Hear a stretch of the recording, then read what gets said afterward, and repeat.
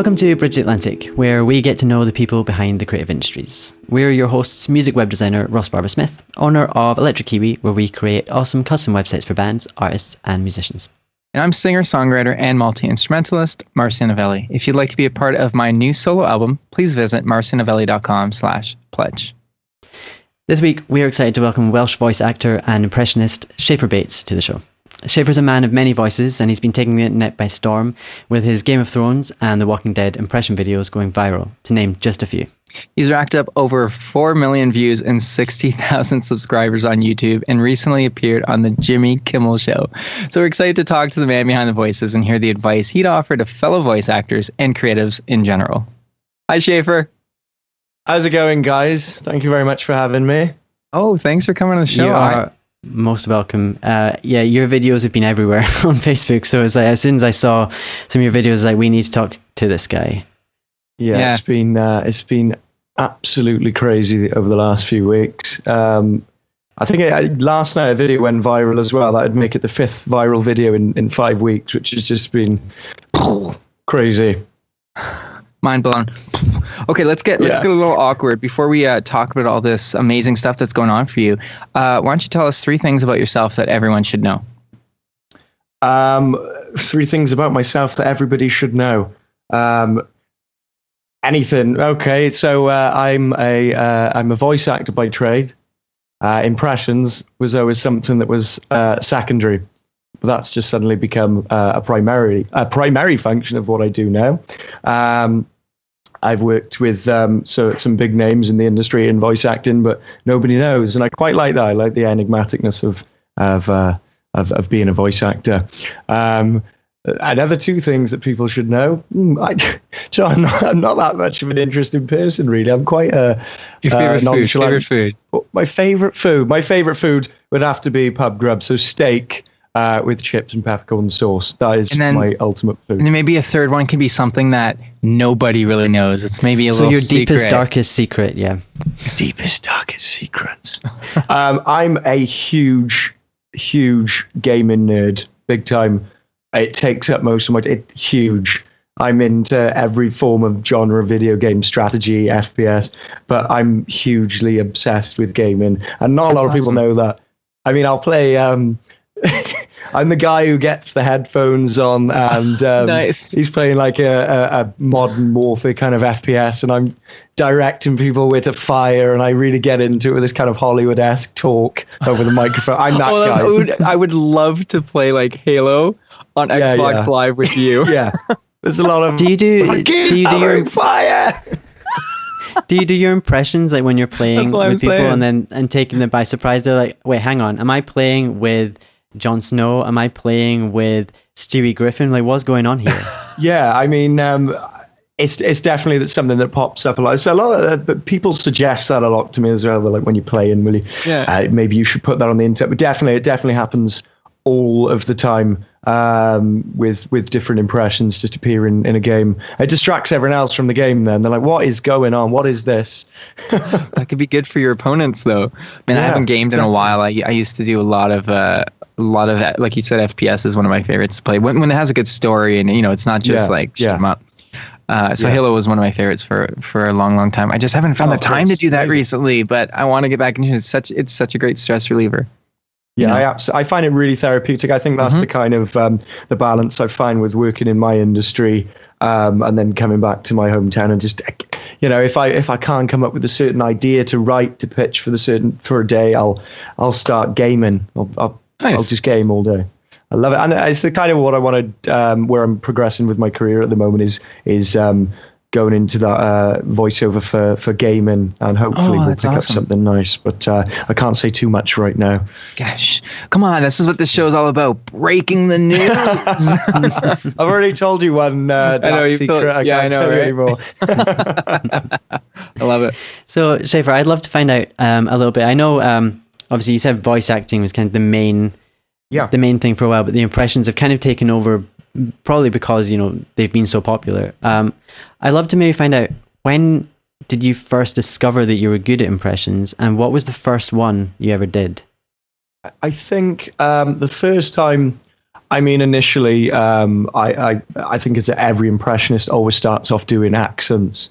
It was kind of the always go-to in school, and without it sounding cliche, it kept the bullies off my back when I was a young kid. It was easier to make people laugh than throw fists up and be that kind of ruffian about it. And it started off with the first impression was by Andy Serkis, which was Gollum. And that derived from in the Lord of the Rings films. He explained how he did Gollum, and Andy Serkis wasn't a huge guy back then. He was still kind of unknown, and he was coming in with all these innovative ideas about CGI and voice acting, and he was really passionate about what he did. He was a working class guy, and I loved it. I was like, I love what this guy's doing. And I remember he described in an interview how he did Gollum, and they said it was based off his cat, which was coughing up a hairball.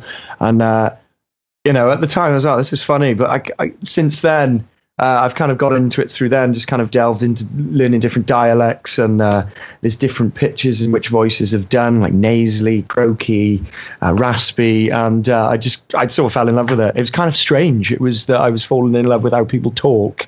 I mean, I'd sit when I first started kind of socially drinking when I was 18. I'd sit in pubs, and people would be talking at me. I'd just be listening to them and kind of breaking down them as a character. It got quite strange, but it's kind of worked out for me in the end. But definitely, it was just kind of the people watching as well. That's another one. People watching. I'd listen to conversations, and my friends would go, "What do you think they're saying now?" And I create characters out of people I haven't met. Very strange, but it all starts off somewhere. You and I have something in common there. The difference is you're good at accents and impressions. I don't even go there, Ross. Actually, Marcio, sorry, I'm gonna go there. But I have the appreciation, and sometimes when I was a little bit younger, my friends and I actually would look at people talking, but we couldn't hear them, but we would make up what they're talking. Yeah. Which is hilarious. You just lose your mind. It is hilarious. I would recommend anybody to do that. It's good laughs. Yeah. What were we going to say, Ross? That I'm amazing at accents? What were you going to say? I was going to comment on your apparent Scottish accent. I mean, I really cannot. Scottish? It's amazing. You can learn something from this, man. I'd like to see you both try a Welsh accent, to be honest, because every time anybody attempts a Welsh accent, it's appalling. I can sort of do a Welsh accent, and only because I used to work in a call center, and the whole thing, it was a call center, an energy company, but one of the sub companies was Welsh. And it was, all of our advisors are busy at the moment. That's the best I can do. That's the only. That's as looks like. You're as awful as me. That's it. That's all I'm going to say. I thought that was quick. As a Welshman, I thought that was quite good. I mean, it could use some work. Good. It could use some finesse, but I think as a starting point, not too bad. You've got something there. You've got some. If I ever need to play a character, a Welsh call center person, then I've got that part down. Yeah, exactly. I'll pitch you for anything down in London. I'll let them know. I know this guy who can just do a few words as a Welsh. So as long as all you need him to say is all our advisors are busy at the moment, then he's your guy. Yeah. That's it. You can be a walk-on. I love it. Yeah. Oh my god. Oh, brilliant. So speaking of pitching ideas, you recently shot a pilot episode of Icon for E4. Was the show your idea? So the show was written between me and my producer. They came up with a basic premise, and I kind of elaborated on it. And we at its sort of founding points, it looks very basic, and then you elaborate on it with your producer, and it gets bigger and bigger, and then you're like, okay, this looks like a good show idea. But mostly it was sort of bouncing ideas around with my producer, but I think that in the end, the actual characters and the scenarios were from me. I came out and was like, look, I think this will work, and it did work. It worked really well. Well, yeah, no, I'm wondering, do you have any advice for other voice actors who actually want to make a living off what they're doing? Yeah. So my advice would be to remain Teflon. There is a lot of rejection in the industry, and that is something that you will need to naturally be able to put up with. There's a lot. It doesn't matter how good you are at something or how good you think you are at something. There's always going to be rejection, and my advice would be just keep pushing on through. Keep pushing on through. I mean, another thing is, if you want to do something like this, I mean, I quit my job. I packed everything in to derive all of my focus into what I do. And my ethos is, if you want to do something like this, it can't be a full-time job. It has to be a full-time obsession. Oh, I like that.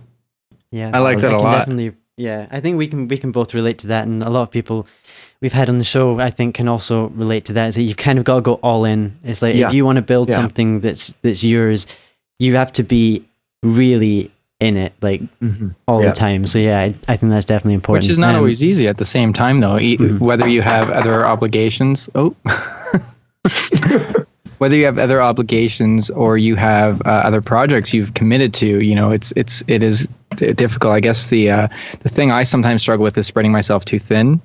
Right. Yeah. But I guess you know, it's finding that focus. You also don't want to just put all your eggs in one basket in one sense. But exactly, you know, you do need to put all your energy into what you truly want to do with your life. Yeah, definitely. Sure.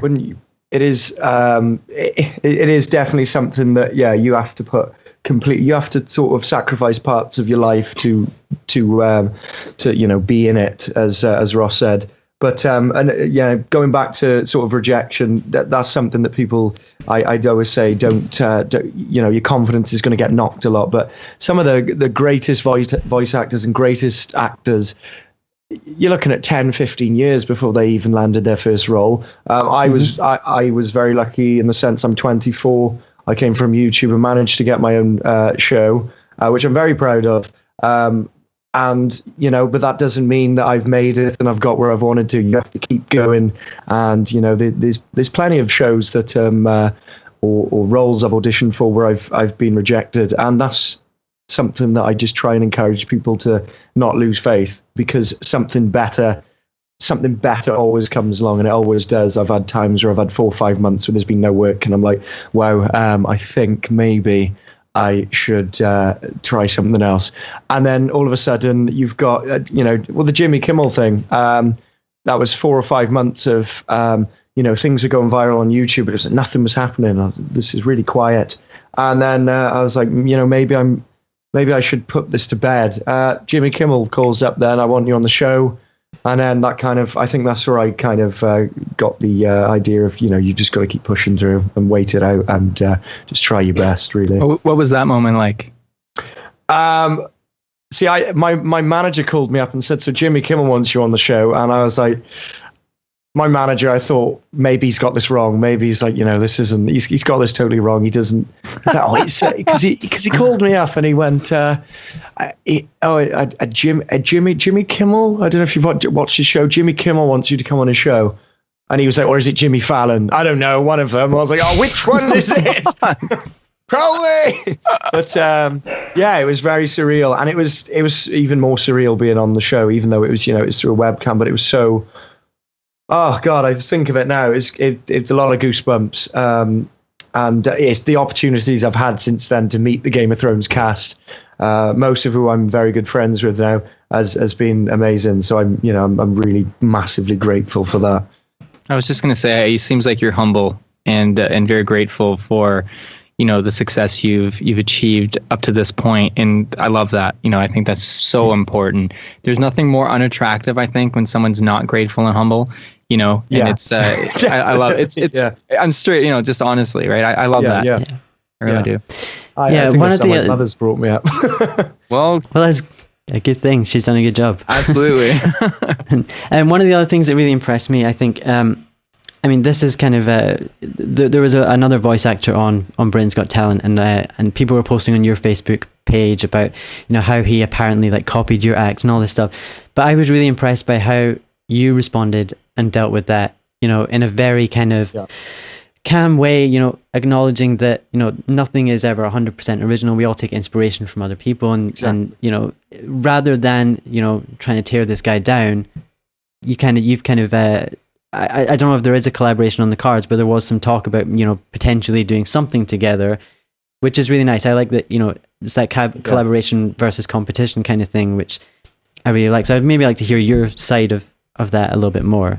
Yeah, I mean, I've I know the guy very well as of now. He's a very, very, very nice guy, and I didn't want to put him in a position where the guy who inspired him, as he admitted to me, was turning around and saying this guy has completely ripped off my stuff, because it wasn't my stuff.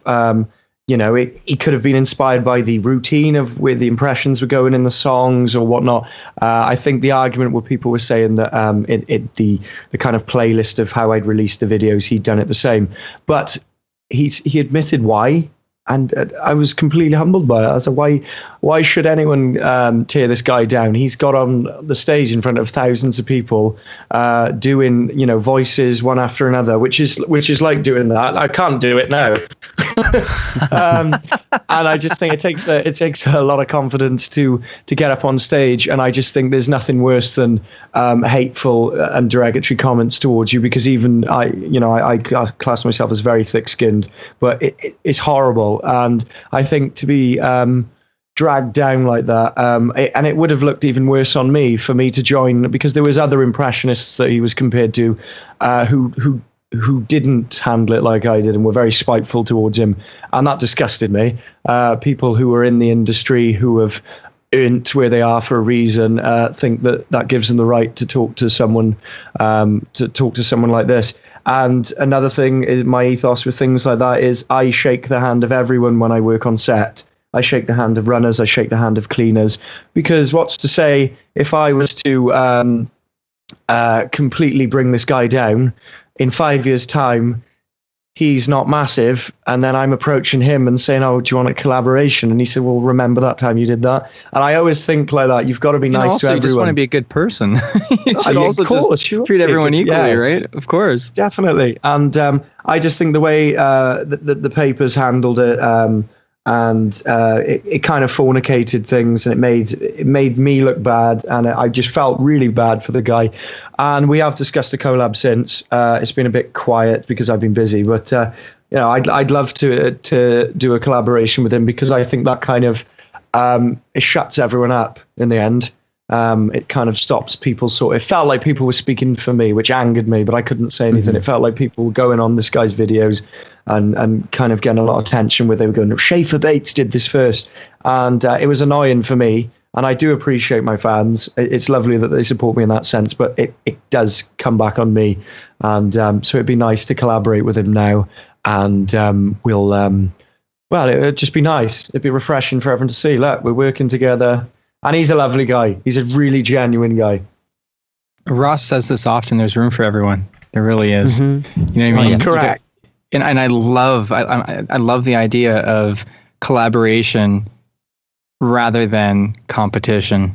Like, I'm going to keep that in mind. I like that a lot. Oh yeah, something I talk about all the time. It drives me crazy when I see, because I mostly work with musicians, so I see a lot of musicians all the time, and they're complaining about how this artist is number one in the charts, whereas they're not, even signed to a label or something like that. And I just feel like, yeah, but one, you've probably got completely different audiences, and really, does talking negatively about someone make you look better, or does it make you look worse? And it makes you look worse. So absolutely. I just feel there is room for everyone. There's how many billion people live in this world? Exactly. You're going to find your tribe and your niche. And exactly. Yeah, I don't think there's any excuse for not trying to bring anyone else up with what you do. Mm-hmm. I mean, I've always used the kind of analogy that if I had a couple of £1 million right now, I'd sort my friends out. So it's no different to, someone who's a budding impressionist, who's inspired by someone to help him out. There's no excuse to not. I just can't fathom people who are like, why are you helping this guy? He's ripped you off, but why not? Why? It doesn't take away from your success. It doesn't make you any less successful to help someone else find some success too. I just that's my mentality as well. It's a dog eat dog world, and people assume that if you bring in somebody else up, that they're going to lose the limelight and what they're doing, and it's rife with that at the moment everywhere, and it's hard. So I'm just trying to help people while I can, because nobody else seems to want to do it. Well, yeah, but it's funny because the most successful people that we've had in the show have the exact same attitude as you, and they treat people well, they help others out, and I think that leads to long-term success rather than short-term success, because you're treating people the way you want to be treated, and people pay attention to that, whether they say it or not. They do pay attention to it. Yeah, definitely. You're right, definitely. Are you ready for 20 questions? I'm ready. I've been ready. Well, I've just been ready for ages. I'm just clicking my fingers. I'm not very good at things like this, so I'm ready. You know what? I've got an idea. You should pick an impression to answer 20 questions. And what do you think, Ross? I just came up with this.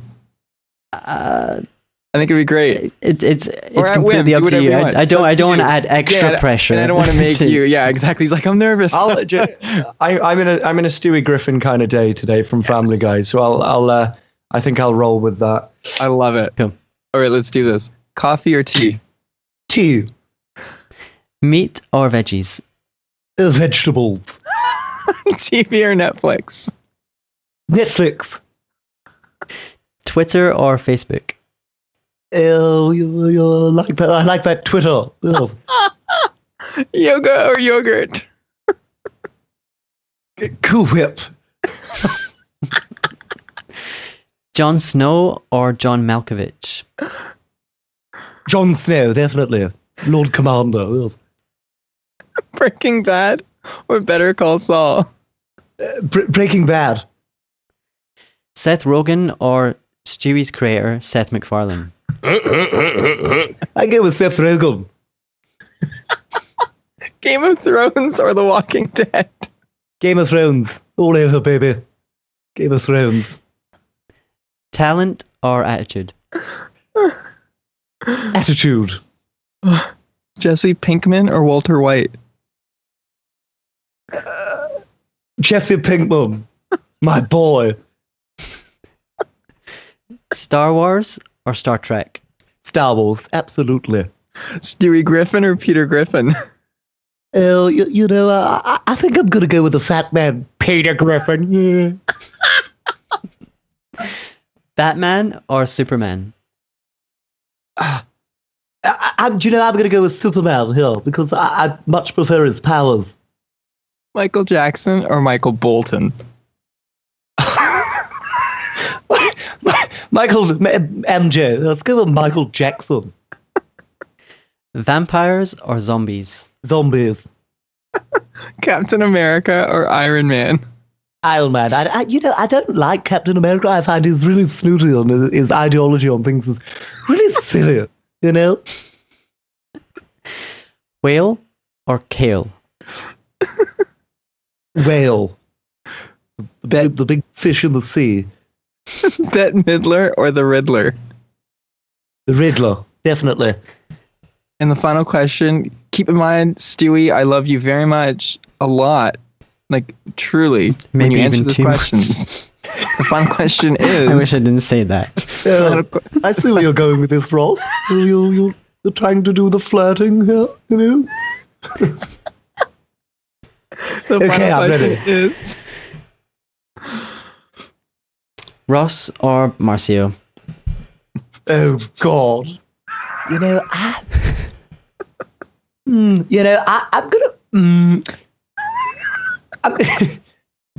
Ross, I'm gonna go with you because we have that Celtic pride, ancestral. Oh. Ross always gets picked. You're okay. Like I said, Marcio, I pick you every time. So really, you've won, 90 or however many we've done. There we go. God. That might have been the most I've ever laughed during 20 questions. Just gonna say. Oh my God, that was good. I need a breather. Ready? I need some tea. Here we go. Listen. Yeah, my face hurts. So my face. Thanks for that. Bravo. Yeah. Thank you very much. Well, clearly, it's obvious how you've built a loyal fan base on YouTube with your impressions and videos that you post on there. So I guess going back to a little bit of advice, what would you say to somebody who wants to do the same, whether or not they're a voice actor or an impressionist? How would they go about building a loyal following on YouTube? I think the first thing is always to brand yourself correctly. I mean, I'm lucky with branding that I have a really unique name, thanks to my dad.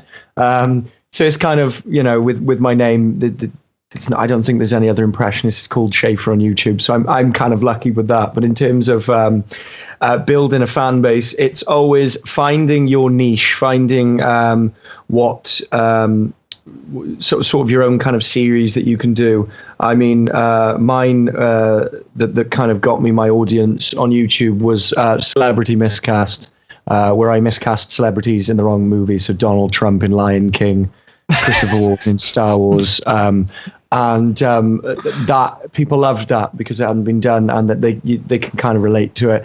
But yeah, building your fan base is Another thing is socializing with your fans. If you've got one fan, 5, 10, 10,000, you have to talk to them all, because a lot of my ideas have come from comments on YouTube saying, oh, you should try this. And then I've actually gone and inboxed that person and said, look, and do you want to elaborate on this sketch with me? And there's been sketches I've written on YouTube where I've actually credited fans in the end. Oh, no way. I love that. And and then people see that as a sort of niche, and you've just got to be loyal to your fans. As cliche as it sounds, you get a lot of people who go, "Thank you so much for all my fans. I love you so much," and they don't. They don't. They really don't. They love the fact that brands are giving them lots of money, but they don't. I said when I worked on TV, and I still do, people were like, are you going to quit YouTube? I was like, no, YouTube is my baby. It's my portfolio. It's where I started. YouTube is bigger than anything. It's bigger than TV. And I love coming on YouTube because there's no bars on what I can do on YouTube. Nobody's saying what I can and can't do. But yeah, definitely look after your fans, because your fans will look after you. Well, great. That's advice. Great. Absolutely. And speaking of YouTube, your YouTube channel is www.youtube.com/ScheifferBates. Perfect. Subscribe, and share, and comment. We do the same thing. It's so annoying. We feel so annoying saying I know. like and comment. Scheiffer Bates is also your Twitter, Instagram. The only one that is a little bit different is Facebook, which is Scheiffer.Bates. That's correct. As in full stop. Bates. I'm talking to you guys now, and I think shortly in the next 5 minutes, I'm actually about to reach 100,000 followers on Facebook. So, exclusive. This is an exclusive. Here it is. And as for me, I'm working on my second solo album. And as I said earlier, you can be a part of that by going to marcionovelli.com/pledge. Make sure to follow me on Twitter, Facebook, Instagram, Spotify, which are all my name, Marcio Novelli. I'm working on websites for various artists at the moment, and you can check out my work and my blog at electrickiwi.co.uk. You will find me on Twitter and Instagram as Electric Kiwi, and on Facebook as Electric Kiwi Design. This episode was brought to you by Chris Keaton, the Rockstar Advocate, Buck Naked Soap Company, and Social Surge. All links are in the show notes, so please do check them out. And if you want to sponsor the show, visit patreon.com/bridgetheatlantic. And finally, the last thing and link we're going to throw at you after we just did because we're not giving you enough. Yeah, make sure just to follow us on social media around. You can find us just Bridge Atlantic. It's pretty easy, and you will find us. And say hi. And just as Scheiffer said here, we love talking to everybody. We really do. And we want your suggestions and ideas to grow the show and make it better. That's it. So that's us. Yeah. That's it. Yeah. So thanks so much for coming on the show, man. This has been really fantastic. You're not only a talented dude, but you're a really sweet and nice and great dude. So we hope to keep in touch and wish you all the best of luck. Not that you need it now. Man. I'd love to come back on any time. I enjoy this. This is good. It's intimate. I like this. This needs to happen more often. So yeah, thanks very much for having me, and I love you guys. Oh, I love you too. Yeah, love. We like love. There you go. Yeah, let's do it. There we go. We're making that. Are we going to bridge? Are we going to do like a different kind of bridge here? Yeah. There we go. This We're such holding hippies. hands. We're such hippies. Heal the world. Thanks for watching Bridge the Atlantic. If you like what you saw, make sure to like, favorite, and most importantly, subscribe so that you don't miss each week's episode. Please feel free to leave us a comment letting us know what you think of the show. Follow us on Twitter, Instagram, and Facebook, and subscribe to us on iTunes so that you can listen to us on the go. Thanks again for being awesome, and we'll see you on next week's episode.